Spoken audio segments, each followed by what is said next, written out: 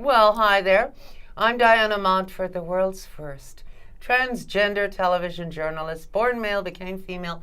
But actually, at this point, I think I'm sort of post-gender, but you have to choose. So, okay, female. Eeny, meeny, miny, mo. Bing.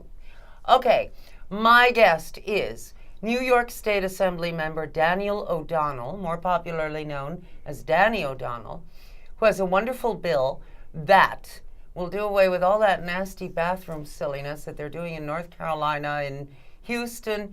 He'll make sure that that doesn't happen here. If you're trans and you have to go to the bathroom, you go to any damn bathroom you want to. Because I believe Danny's idea is to make all bathrooms that are single rooms be single gendered. In other words, it doesn't matter what gender you are, from A to Z. If you have to pee and it's free, go in and pee. You know, am I right? You are absolutely correct. Well, thank you. So what happened was there's been all this stuff throughout the country where people are trying to criminalize and identify who can use toilets and who can't use toilets. And it really reached a level of absurdity to me. Yes. And in fact, there was a bill in New York that was proposed that would make it a felony if you use the wrong gendered bathroom. And so Who proposed that? I don't recall. It was a Republican in my house. Yeah. But I thought we need to do something about this. And so thought long and hard about it, looked at what has happened in other places and said, what we should do is if there's a single stall bathroom, anyone's allowed to use it. Mm-hmm. And so the bill that I wrote has passed through the committee. All the Republicans voted yes, which is an unusual thing in my house to have all Republican votes, because it makes a certain amount of sense. If you can lock the door, whether what your genitals are should make no difference to your access to the bathroom, and that no one should really be looking at or caring what your birth certificate or your driver's license says in order to enable you to use a toilet. So that's what the bill does. I am hopeful Senator Lanza, Republican from Staten Island, is carrying the bill in the state Senate, and I'm hoping in these last couple of weeks of session that we get it passed. That's wonderful, and I sincerely hope, and so do my kidneys, that you do get it passed. We will. The bill is 6,500, and if you're out there and you think that's a good idea, please contact your state senator and your state assembly member and say, please support 6,500 to give access to bathrooms to people when they need them. Absolutely, and really, I mean, it's clearly, it's clearly discriminatory not to let a certain group of people use a bathroom. I mean, public urination is against the law, so what are people going to do? And we have all been in that circumstance, whether it's a Springsteen concert or a Broadway theater, where there are a line down the road for one use of one bathroom and no one using another bathroom. And obviously, if they're single stall bathrooms, which are also what are called sometimes family restrooms, which are large enough to allow people to go in there with their minor children, and that there should be no distinction on the sign on that door over who gets to use that bathroom. Many times, women will naturally enough take their small sons into, when I was a boy, my mother used to take me into the ladies' room with her, and look what happened when we were like out shopping or something, because she's not going to send, a little blonde 4-year-old into the men's room, No, one shouldn't. So the idea is pretty simple, and it doesn't require anyone to do anything big. It just simply says if there's a toilet with a door that locks, anyone can use it. Actually, really, if there's, it's also pointless and mindless and silly that these idiots, they just want to legislate for the sake of legislating, like, you can't use that toilet. That's ridiculous. Well, that's what we have to do. We have to stand up and resist the craziness, and we have to find ways to take common sense approaches to show them how wrong they actually are. Now, I know some trans men who look every bit as cisgender and masculine as you do. If you walked into a ladies' room because on your birth certificate it said girl, there would be pandemonium. Women would scream. Their bosoms would heave. They'd rip their bodices. They'd faint.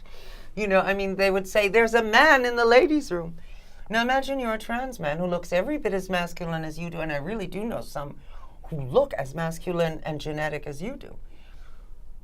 But absolute pandemonium, you know? And if a trans woman walks into a men's room, she can very easily be accused of soliciting.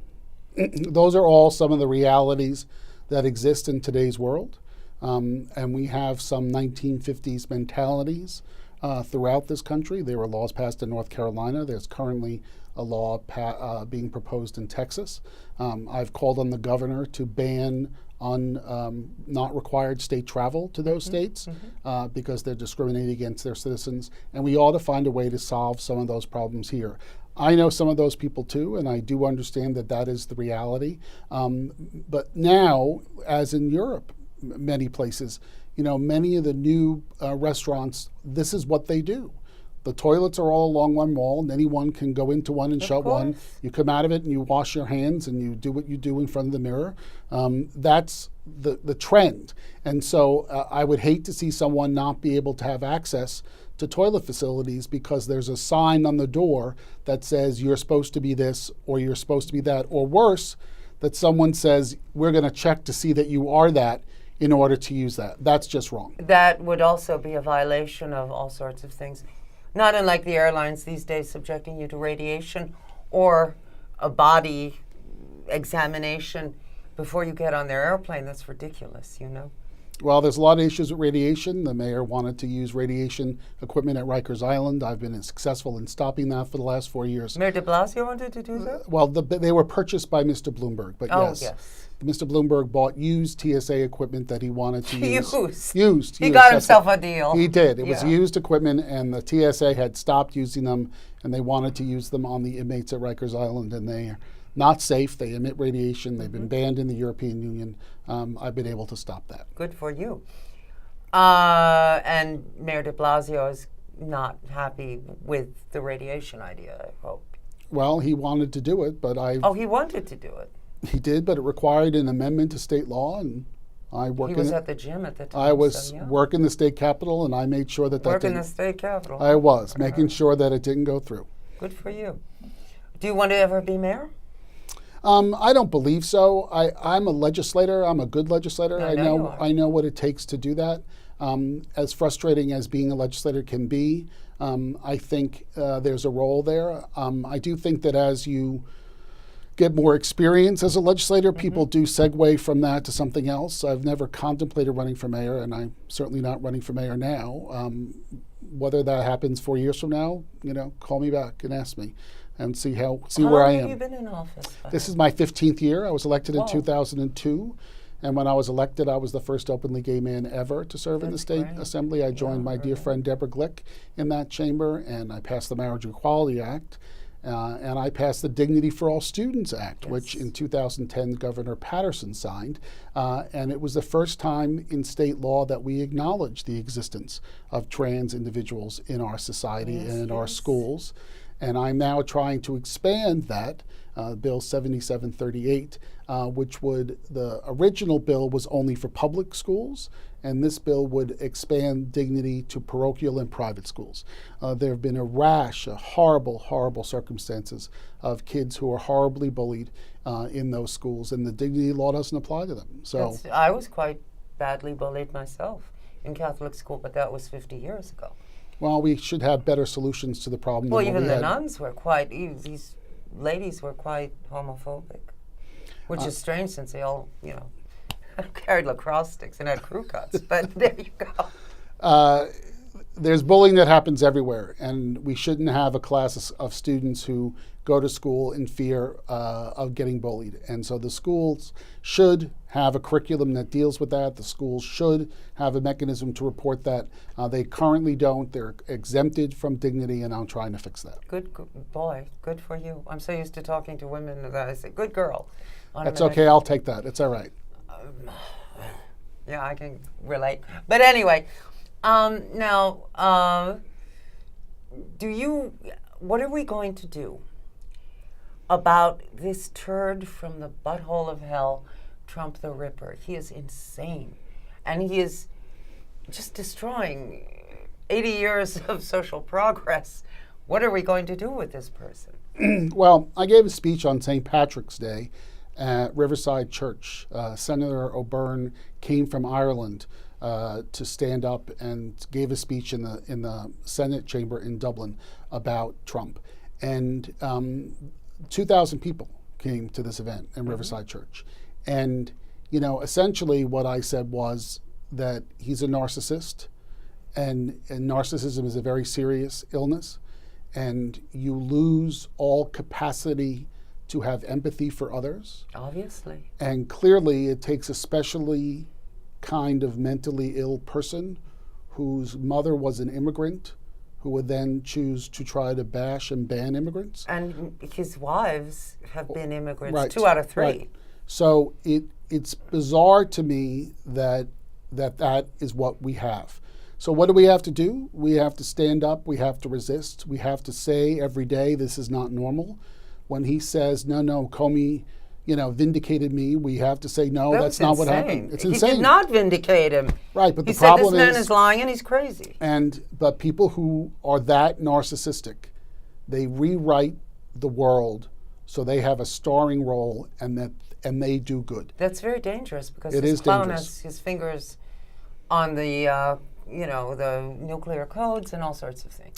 And clearly, is picking a fight with North Korea. Clearly is choosing. Well, when narcissist meets narcissist, this is going to be terrible. But in the Middle East, choosing picking sides in fights that we should not be involved in.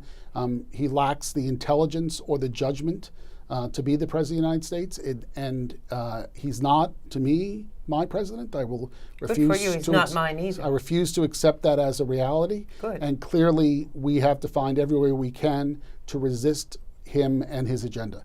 And I do that every day with things like the dignity bill and the bathroom bill, Yes, which and say, coming on this show. we're known Trump bashers here. Well, I imagine you are, but Yeah. it's important for the world to know that we're there. And the Irish event on St. Patrick's Day was my mother died on St. Patrick's Day, and Oh my so God. when I was 12, so I don't usually go out on St. Patrick's Day. I've never No, marched I in the parade, and so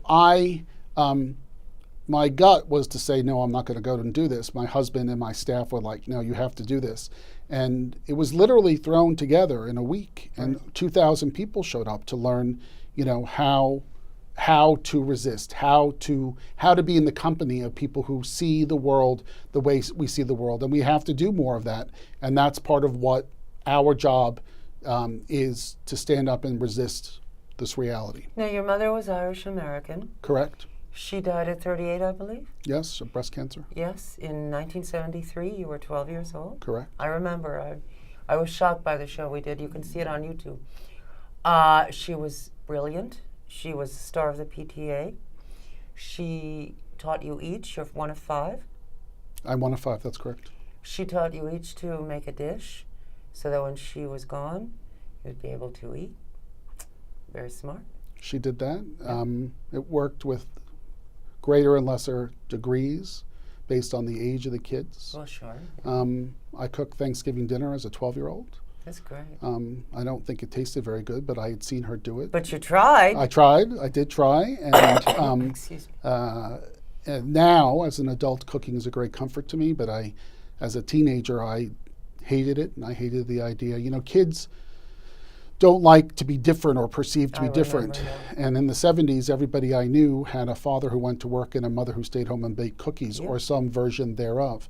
And to not have that, and to not have someone to wash my clothes or to buy me clothes or to cook me dinner meant I was different. And so it was very, very difficult. When I was 15 in 1971, my mother died, but I was this tough tart. It was a whole other deal. You were a nice kid from Long Island. It was terrible, of course, and I was very sad, but it was a whole other deal, Well, the lives were very different then, and this was a particular time in the cycle of life of our country and what there was. And all the people I knew were grandchildren of immigrants. Yeah, me too. That's all we were. My American grandmother was from Cork, Ireland. Right. So there you go. Right. So that's all there was, and that's all I really knew. And so it was very, very difficult. I went to college when I was 17, and it was a rude awakening, shall we say, about what was very, very difficult, I remember, because all my friends in college would get care packages from their mothers with brownies and cookies. Sure. And I called my father once and said that, that I felt bad because I didn't have one. And his response was, well, do you want me to send you $10 to buy brownies? And I said, no, Dad, you don't understand. This isn't, about buying the brownies. This is about someone saying they're thinking about you by sending this to you. You're lucky. Mine would have said, oh, for Christ's sake, what's wrong with you? Don't be an idiot. That's not, he offered $10. I will admit that to you. But it's where I met my husband, and we've been together for Isn't that fabulous? Catholic University of America. They're very proud. So we met. He was an acting student. I was a political science student, and we met in 1978. That's almost 40 years ago. We've been a couple for 38 years, and we've been married for 5. Is he still acting? No, he works for the Metropolitan Opera. He throws their parties. Oh, wonderful. That's even more fun. Director of special events for the Metropolitan Opera. So I go to the operas with him sometimes. Good for you, and that's much more fun. And you clearly have, your mother must be so proud of you wherever she is. She must, she must be so damn proud of you. I would imagine. I don't really think about that very much. When there's such a difference in age between 9, 10, 11, 12, 14, 15, there's such maturation that goes on. And so there's a point in development where you stop seeing your parents only as your parents and see them as people. Yes. My siblings and I never got to really experience that. Her best friend was my neighbor, and she was from Ireland, and she is still alive. And she comes to my fundraising events and things. And it's kind of interesting because, again, to me, she was this very powerful, not big woman by size, but she's literally 4'11". And when I see her, I'm like, what happened to you? And she didn't shrink. It's just that in my mind, she helped take care of my family after my mother was gone. So she was a big person. So that's wonderful. And that's very Irish. It is very Irish. The Irish look out for one another. Yes. And she did that. And she had 3 children of her own, but had been pregnant 8 times. And so she tells everyone that in the end, God gave her 8 children because she took care of the 5 of us. So your father married again, didn't he?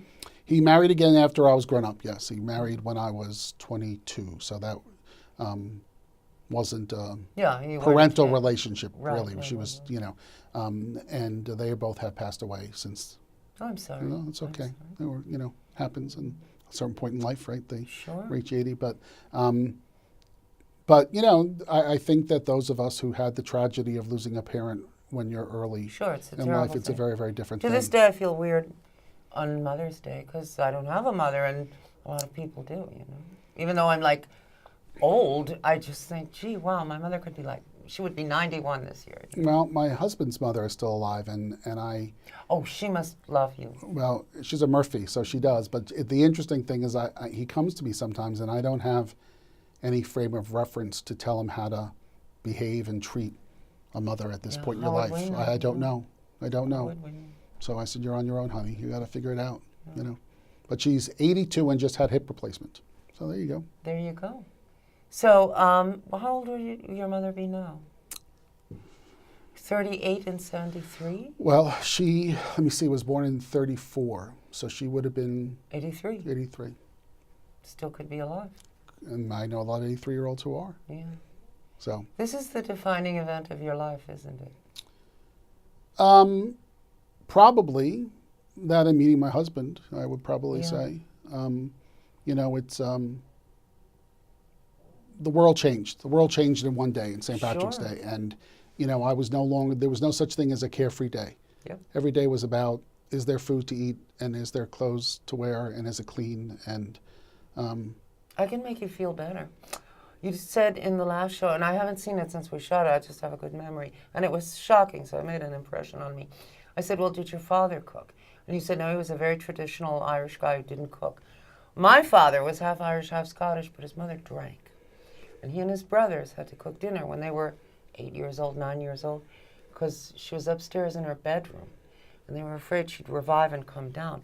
Anything was better than that. So all these boys had to learn to cook, so Mommy Dearest could stay upstairs and not come downstairs. Well, the story I can tell you is that the first time my father tried to make mashed potatoes. He boiled them and didn't drain them and started to mash them. And I was in the kitchen. I said, "What are you doing?" And he said, "Well, I'm mashing the potatoes." I said, "You do know you have to drain the water first." And he didn't know. I And didn't he know was, that until you just said it. Well, and he was 40 years old and lived his entire life eating mashed potatoes every day with a mother or a wife cooking for him and never... Ever hear the powdered kind? It's way No, easier. no, we don't do that. Anyway, so he could not cook. Obviously he did subsequently cook some for our family, but the food was never a priority. It was just, is there food to eat? So now I cook. I'm a very good cook now, and I actually take great pleasure in the process. I bet your mother was really pretty, wasn't she? She looked like Snow White. She had very, very white skin and What they call dark. Black Irish? That's typically Black Irish, and my sister Maureen looks just like her. And they both. My mother looked like her mother, and my sister Maureen looks like them. And it's very, very pretty. So she had the same blue eyes you have.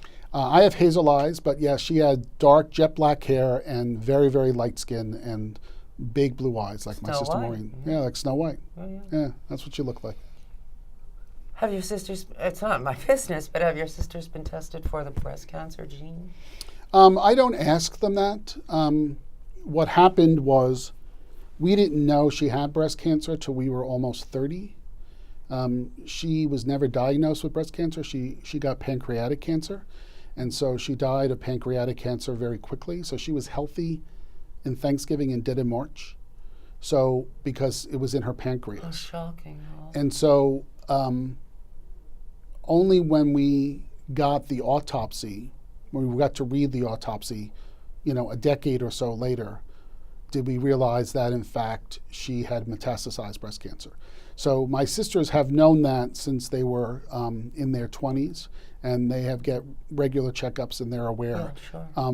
The choice of whether or not to have a genetic test is not the choice for me to make. No, if they wanted to. It wasn't proper of me to ask, but Well, but if they wanted to tell me, they could. But ever since Angelina Jolie, we all think of these. Well, though, of course, there's information out there. My sister Roseanne had a massive heart attack, and she called me up and you must go, you must go, you must go, and got a battery of heart tests, and I passed them with flying colors. Yeah, I'll have you know. good. But the testing is very different now, and we have a lot more information. God knows. Right. So we should all utilize that to the degree we can. Is 1972 your last carefree year? Because your mother left in 73? Probably, yeah. It probably was. And I remember she had a tray of little tchotchkes that was hung on the wall in the kitchen. And there was a George McGovern button. And she hung my baby bracelet underneath George McGovern's button. And How prophetic would is tell her friends, well, why can't my kid be that? And it was me she was talking about. And, and so I wanted to be a politician, and my sister wanted to be a talk show host, and I went to college. And then, met John and had a relationship with John, and there were no gay politicians. Barney Frank was in the closet. They got you out of by being gay. Right. Well, Barney Frank was in the closet when I met him. Yes. And so there didn't seem to be a path to do that. So I gave up that dream entirely. What did you do?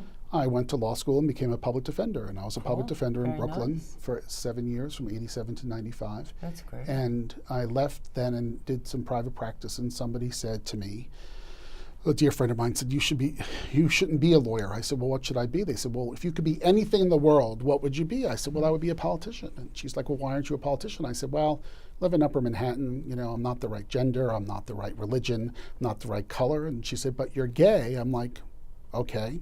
So at this point, the only gay politicians were Tom Dwayne and Deborah Glick, and they both represented Chelsea and the Village, which were very heavily gay neighborhoods, and I didn't live in one of those. Yeah. But I got involved in local politics, and a few years later, I was elected.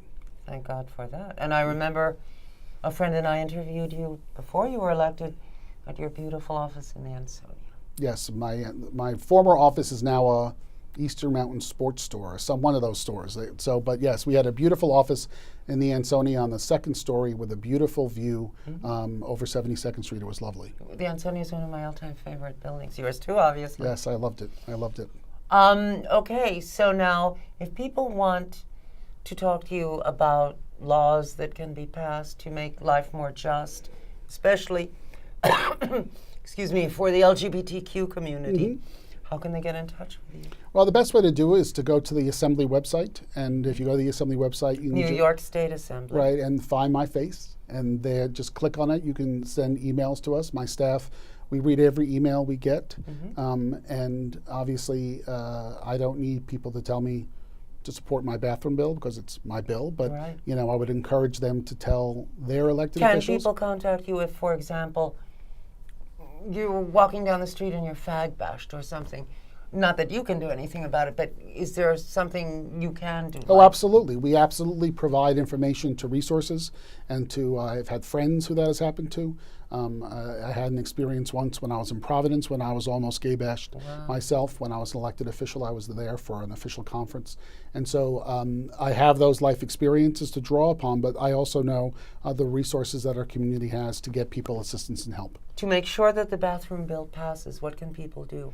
They can look up on the website who their state senator and who their state assembly member is and ask them to pass the bill. It's A6500. Okay. And my guest has been the wonderful, unique, amazing Daniel O'Donnell, who comes by every now and then, and we're so glad he does. And if you are gay and you are a kid and you are watching this and you think, gee, I want to be just like Danny, well, go for it, kid, because it doesn't get any better than Danny. But anyway, I'm Diana Montford, and you don't want to be me. Yeah, too much eyeshadow. But anyway, I'm Diana Montford. My guest has been Danny O'Donnell, New York State Assembly Member Daniel O'Donnell. And if Danny's backing a law, you should vote for it because he's great. And I'm Diana Montford. This has been the Diana Montford Show. Hey, even if no one else loves you, I love you. What do I know, right? Anyway, you take good care of yourself, and I'll see you next time, and take real good care of yourself because I really do love you, and I want you to be happy, or at least content. Anyway, I love you a lot. See you next time. Bye.